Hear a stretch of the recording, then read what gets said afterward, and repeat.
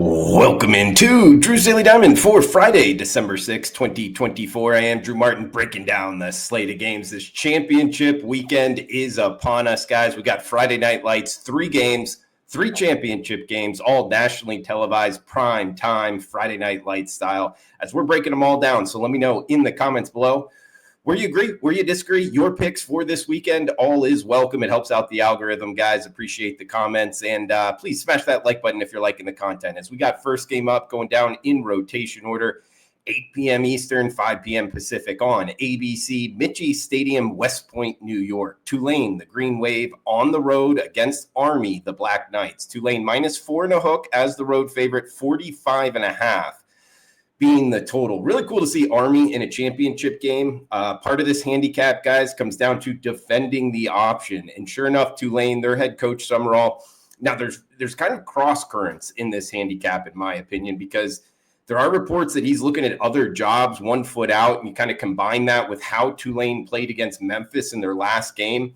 I think there is reason to worry. You know, it's tough to bring up. Like, motivation is probably the wrong word for a conference championship game, but I don't necessarily like that profile. However, the coaching aspect at the same time towards the positive is Summerall, he's a great coach overall. I mean, in terms of wins, losses, he's up there over the last 3 years with the top in all of college football. He got the Tulane job, having back-to-back 10-win seasons at Troy.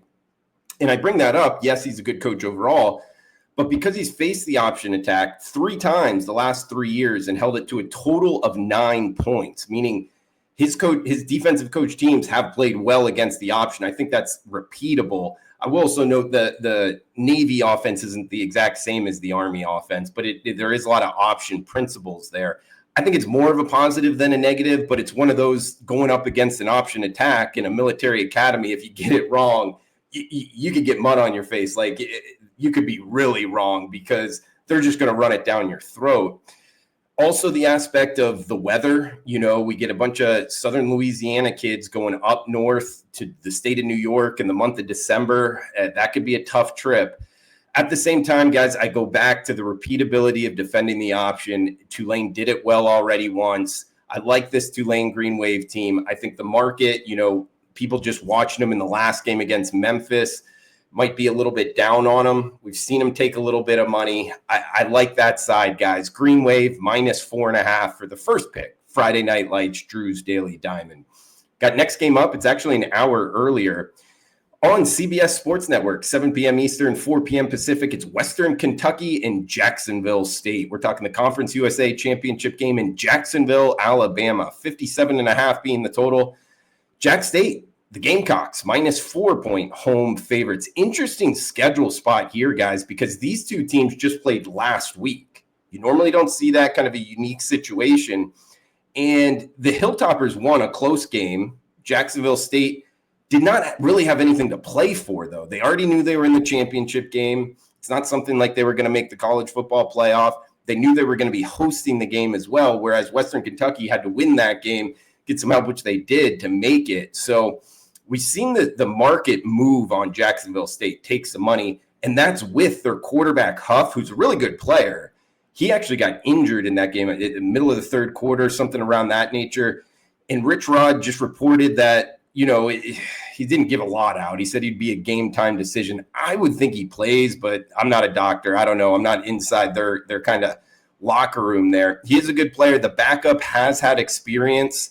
They kind of played 3 quarterbacks early in the season. Overall, this Jack State team, the offense in particular, when it's humming, it's really humming. They can score a lot of points. Both teams kind of a little bit lackluster down the end.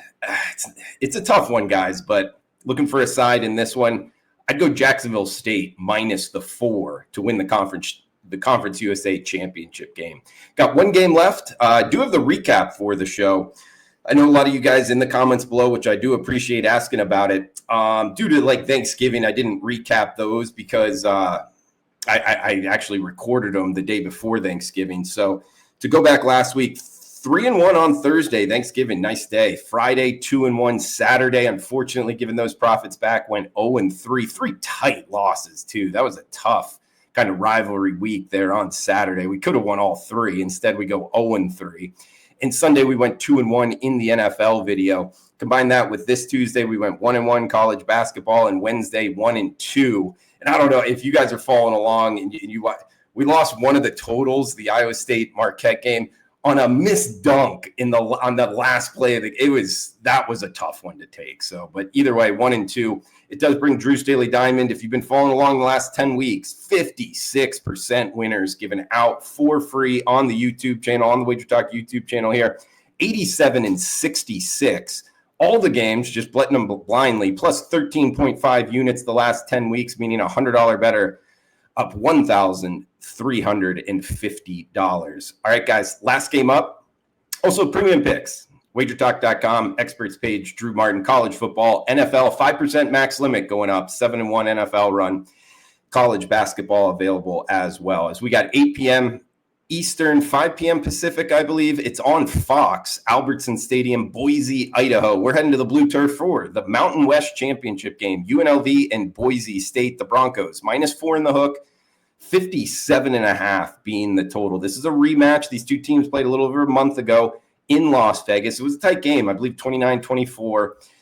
And, man, coming back at this, it does look like decent weather for Boise, Idaho in the month of December. So I think that's actually a positive towards the Rebels, even though it is outside. Looks to be mid-30s and no rain, no wind, or much to speak of anyway. It could have been a lot worse for UNLV. Let's just put it that way. And that is the projection as I'm talking 3 p.m. Pacific hour the night before Thursday, just to throw that out there if these numbers move.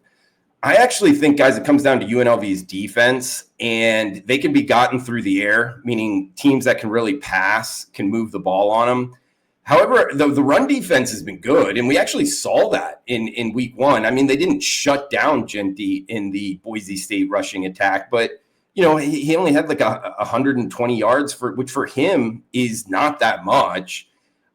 If they can I think they're going to be in this game. I really do. I mean, I know it's outdoors, but still it's a fast track on the blue turf. I like Malik Williams. I think he can break a couple here. And UNLV plus the 4 and a hook. If they win this game, they're likely in the college football playoff. Always tough to go against Boise State. This is a tough kind of breakdown overall sidewise. I lean towards the over. I could see both teams scoring, but for the show, guys, we'll go UNLV plus the 4 and a hook. So that puts us in recap. UNLV plus 4.5, Jacksonville State -4. We broke it down. Tulane and Army. We're jumping on the green wave minus the 4.5. So tight point spreads here, guys. 3 picks on the Friday night slate. That's going to do it for Friday night championship week in college football. We'll be back with the Saturday championship week game and the Sunday NFL. So stay tuned for that, guys. Drew Martin checking out. Enjoy the rest of your Friday. Thanks for tuning in.